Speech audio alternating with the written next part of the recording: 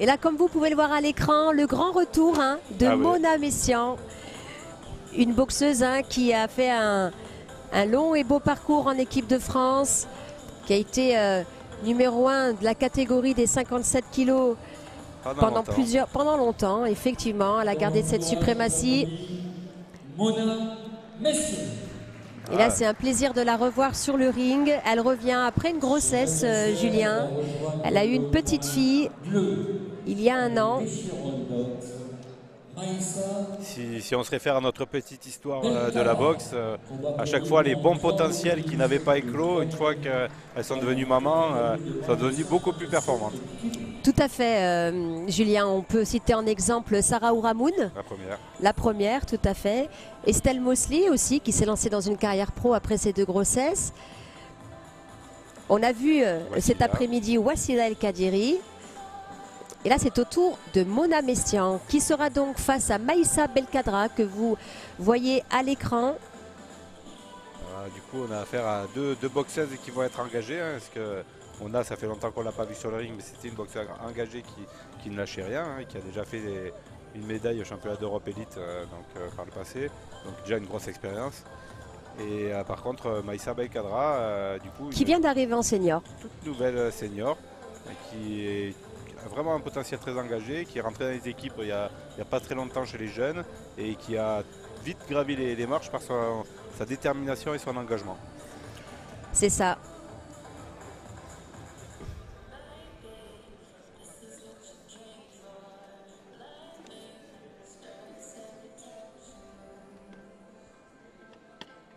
Donc dans le coin de Mona Messiaen, on peut voir Mohamed Nishan et Paul Fournier du BC Héninois. Donc le club de Mathieu Bauderlic et de Gaëtan Ntamboué qu'on verra s'affronter plus tard dans la soirée. C'est ça. C'est son club d'origine. Enfin, pas d'origine, mais sur lequel elle a fait les plus gros résultats. Elle avait changé de club et elle y est revenue là, il me semble. C'est ça, parce qu'elle a quitté le Nord, elle a emménagé à Morsan, dans les Landes.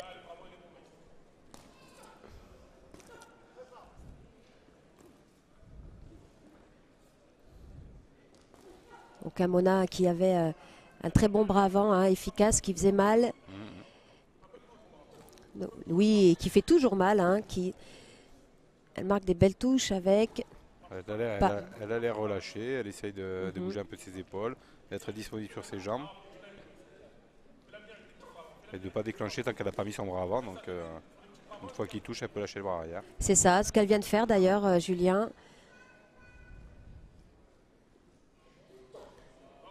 Donc là, une nouvelle configuration, la même que le précédent combat. L'expérience face à la jeunesse. C'est ça.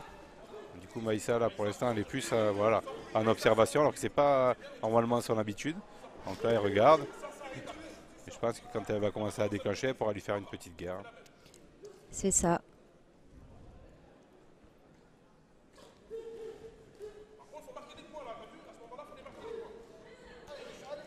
Et oui, ce qu'on demande dans le coin de Maïssa, c'est de travailler un petit peu plus, de ne pas trop la regarder, sinon elle va laisser passer le train. Effectivement, d'imposer son rythme, Julien. Et on voit à l'écran son coach, Freddy Hugbeke. Maïssa nous vient du club d'Échirolles, un très bon club aussi de boxe,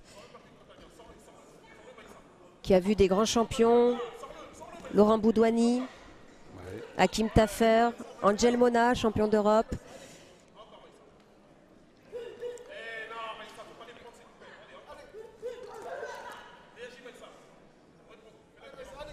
Mona qui s'est préparée seule pour cette compétition, qu'après sa décision au mois de novembre de revenir, elle s'est dit pourquoi pas, j'ai rien à perdre, je me sens en forme, pourquoi pas tenter.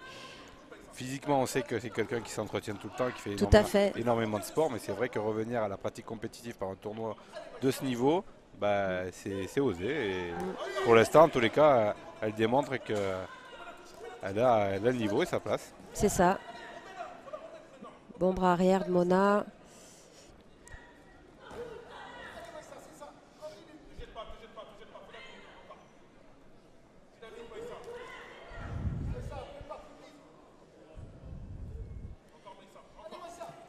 Et elle a retrouvé son premier coach, Mohamed Nishan et Et Paul Fournier, une semaine, pendant une semaine. Elle a fini la préparation là-bas. C'est ça.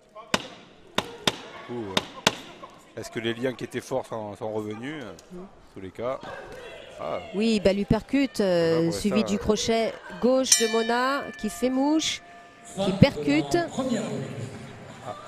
Une belle fin de round pour Mona Messiaen. Là, il faut y croire, Maïssa, tout est possible.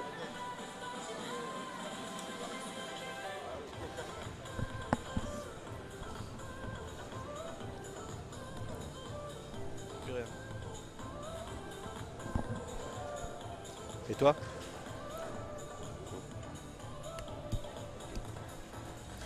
Du coup, Mona qui a utilisé une tactique assez classique au départ pour se jauger, son bras avant. Et là, on le voit au ralenti. Recherche du bras arrière après, mais du coup qui a évolué à la fin, puisqu'elle a su observer que son adversaire s'engageait un peu. Il y a passé une ou deux fois là, les uppercuts comme ça, là par-dessous, quand elle rentrait.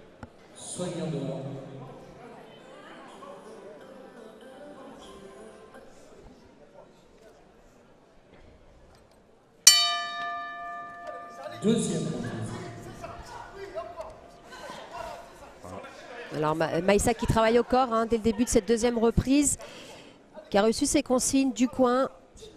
Donc un petit peu plus engagé. Par contre, il va falloir être capable de mener un train un peu plus important si elle veut bousculer Mona, qui pour l'instant maîtrise, gère de loin.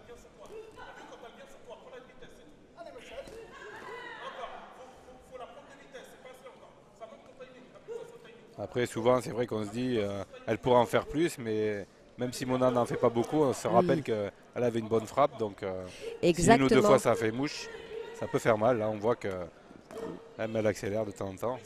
C'est ça, elle travaille en avançant, elle travaille en contre. Mais comme tu l'as précisé, c'est une des qualités de Mona, la force de frappe. Une qualité qu'elle n'a apparemment pas perdue. Mona, elle a fait 2 médailles de bronze aux Europes, enfin, au championnat de l'Union européenne en 2017 et au championnat d'Europe en 2018. Elle a été aussi dans le top 10 européen et dans le top 20 mondial. Après les championnats d'Europe 2018, elle a été très bien classée. Et c'est vrai que là, toujours comme dans la carrière d'un boxeur, il peut y avoir des petits pépins, peut-être des blessures. On fait que ça, des fois, prend un petit peu de retard. Voilà. Et surtout, Julien, que par rapport aux Olympiades de Tokyo, il y a eu le confinement. Et le confinement qui a mis à l'arrêt le monde entier et dont les sportifs, ça a été difficile pour eux de reprendre. Ouais. Après Londres, reprendre à Paris, ça n'a pas été simple. Exactement.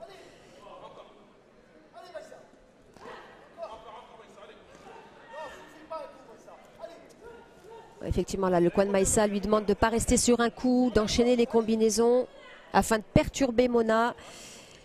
Mais ce qui est difficile, c'est qu'elle est toujours active avec son bras avant. Mona, du coup, elle l'empêche de rentrer. Et en plus, de temps en temps, elle lui fait une accélération où elle la déborde et certainement elle doit la toucher un petit peu. Donc, c'est pas simple.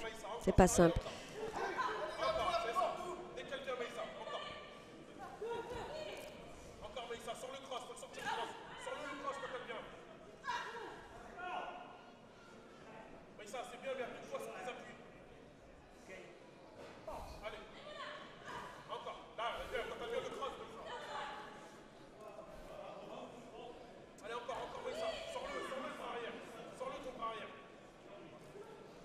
Après, Maïssa, elle vient donc de chez les juniors et en plus, elle était plutôt en 54 kg à l'époque.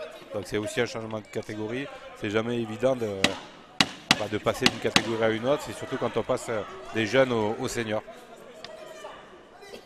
Tout à fait, elle a suivi les traces de sa grande sœur, Sabrina Belkadra, qui est championne de France des 60 kg. Oui. Et d'ailleurs, très engagée et capable de faire des bonnes guerres tout en conservant de la technique. C'est ça, et c'est le papa, Djebar Belkadra, qui a mis ses filles à la boxe. Ça. Et elle a été championne de France junior en 2022, Maïssa. Et son entraîneur que vous voyez à l'écran, Frédéric Becquet, qui m'a confié que c'est quelqu'un qui travaille énormément, qu'elle est douée depuis ses débuts et qui ne rechigne jamais à la tâche. Ouais. Elle s'entraîne dur. Et son entraîneur est Saïd Belhadj. Peut-être que tu as connu, Julien. Oui, oui, je connais. Encore une fois, tu vieillis pas, Julien. Tu as connu toutes les générations. On peut lui passer le bonjour. On lui passe le bonjour à Saïd, tout à fait, qui a été membre de l'équipe de France en junior notamment. Allez, troisième reprise sur ce premier combat féminin de ce soir. Chez les moins de 57 kilos, une caté très relevée. Hein.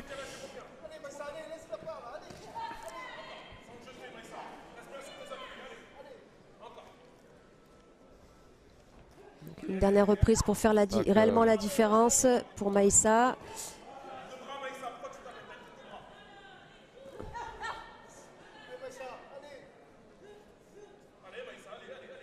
Elle ne se démobilise pas, elle essaye quand même un petit peu. En tous les cas, elle a pris l'initiative d'entrée.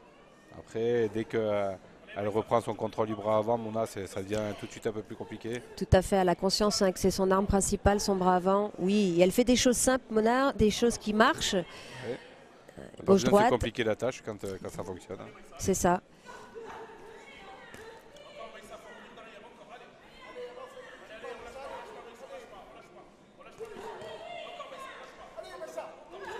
Et oui, le coin de Maïssa hein, qui lui dit on lâche pas, on y croit Maïssa. Effectivement, ils ont raison, il faut y croire jusqu'au bout. Il faut qu'elle soit un peu plus agressive. Hein.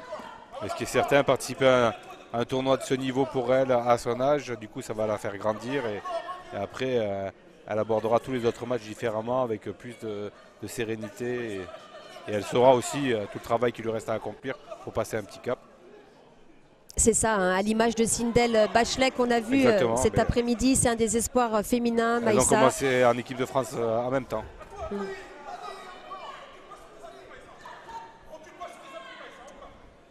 Et si je dis pas de bêtises, même on faisait une rencontre contre les Irlandaises et comme il n'y en avait qu'une de la catégorie, elles avaient fait un match chacune. Donc, avec Sindel Bachelet. Deux petites pépites. Hein. Oui.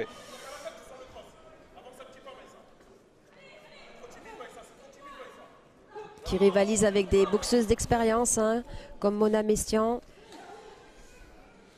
Mona qui a quand même 119 combats hein, en amateur. En tous les cas, même si elle est dominée, elle ne se démobilise pas, elle continue à rendre la réplique et elle ne lâche pas jusqu'à la fin. Mona qui a mis les gants d'ailleurs dans le cadre de sa préparation avec Ilham Mekhaled et Coletivi Yetonion aussi en moins de 54 kilos. Exactement Julien, c'est demain, c'est à New York au Madison Square Garden. Pour aller récupérer quelques ceintures. Ouais, c'est inédit hein, dans l'histoire de la boxe. Hein. Boxer pour 4 ceintures, ceinture réunifiée. C'est un gros challenge, on lui souhaite le meilleur à Ilham. L'idéal c'est qu'elle gagne et qu'après qu'elle rencontre Maëva Madouche. Pour un combat franco-français, pourquoi pas. Oui, une belle touche là, bras arrière de Mona en crochet court sur la fin de cette troisième reprise. Et la fin du combat. Il y a le potentiel. Ah oui, il y a le potentiel, hein, vraiment. Là, c'était un match engagé. Un très beau combat. Très propre. Pas beaucoup de déchets. Donc là, on a vu déjà que du coup, elle était de retour. Mona. Ah oui. Mais après, bon, maintenant, on va voir l'enchaînement des matchs. Mais c'est plutôt surprenant pour quelqu'un qui a arrêté la boxe depuis un moment. Qui a arrêté depuis un moment et qui, comme j'insiste là-dessus, qui s'est entraîné seul, hein, qui s'est préparé seul, qui est diplômé hein, dans le sport, qui a un master, elle m'a dit je sais comment m'entraîner, je sais comment préparer mes séances. Et elle nous l'a montré ce soir. Ouais, chapeau. Je pense qu'on peut les applaudir encore une fois toutes les deux. Elles ont fait un très très beau combat. À l'unanimité des juges est donc déclaré vainqueur. Red corner rouge, point rouge. Et donc c'est donc une victoire hein, pour Mona Mestian, une belle victoire face à une Maïssa Belkadra qui n'a absolument pas démérité, qui a montré des belles choses, qui prend de l'expérience et qui reviendra plus forte, j'en suis sûre. Ouais, ça va bien.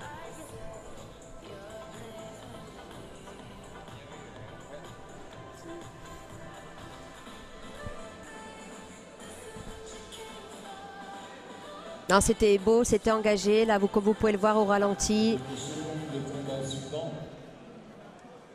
Les deux nous ont proposé une boxe technique. Ils ont varié les zones de frappe.